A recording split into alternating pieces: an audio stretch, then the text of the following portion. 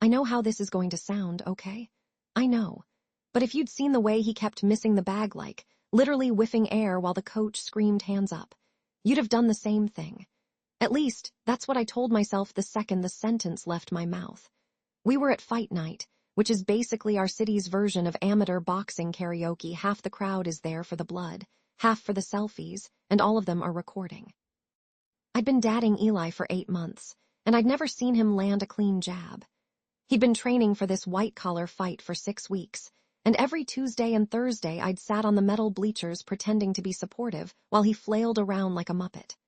I'd driven him, waded through practice, even bought the stupid protein bars he said tasted like drywall, but got the macros right. So when fight night finally arrived and he spent 3 rounds getting his nose turned into a faucet, I just snapped. The ref lifted the other guy's glove. The crowd booed. Eli's left eye was swelling shut, and the ring girl was already circling with the round 4 sign even though it was over. I was 2 vodka crayons in, standing next to his best friend Jonah, who kept live streaming to Instagram like he was Spielberg. I remember the sticky floor, the way the neon exit sign buzzed, and I remember thinking I could do better blindfolded. I didn't whisper it. I said it loud enough that the girl in front of me, someone's date in a bodycon dress, turned around and gave me that half smile people give when they're glad they're not the one who just got embarrassed. Jonah's phone dipped. "Yo, delete that," he muttered to his followers, but it was too late. The clip was already in the chat. I figured Eli would sulk for a night, maybe 2. I figured I'd apologize, he'd ice his face, we'd watch a movie and he'd forget. I'd forgotten that Eli's memory is like a steel trap with a padlock made of pride. We didn't speak on the ride home. He sat in the passenger seat of my Corolla, hoodie pulled low, ice pack balanced on his cheekbone.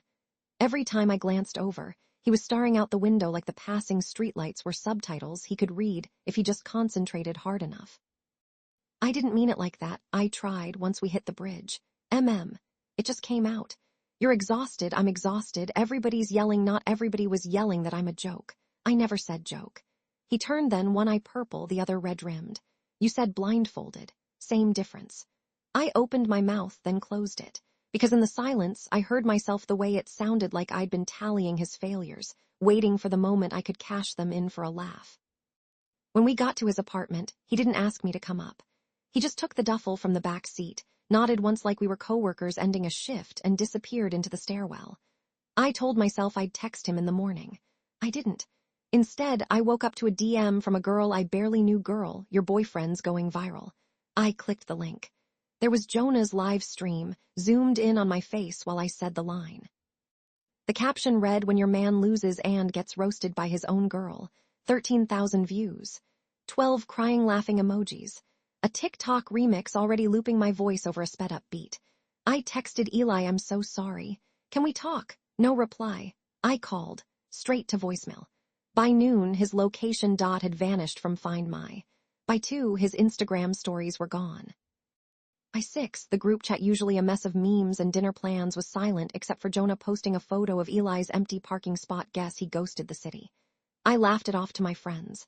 He just needs space, I said, scrolling through his profile like it might magically update. He'll be back. They didn't argue.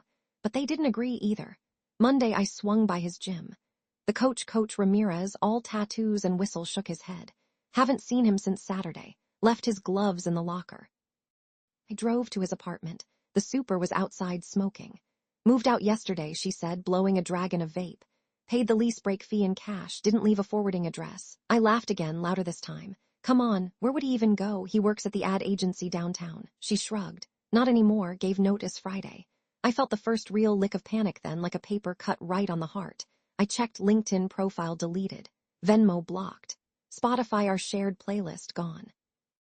I sat in my car outside his building until the streetlights flickered on, texting him every hour like a crazy ex.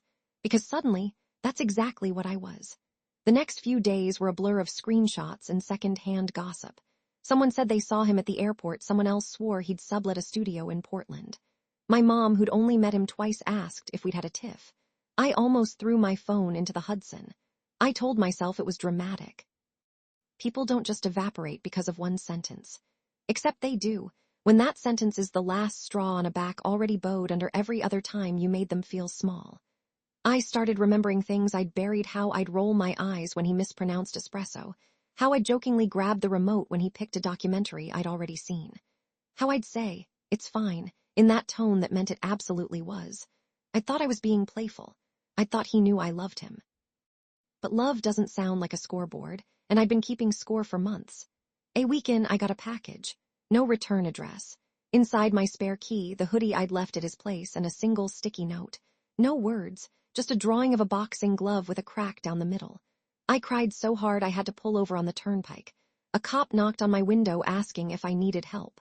I told him I was fine, even though mascara was streaking down to my chin.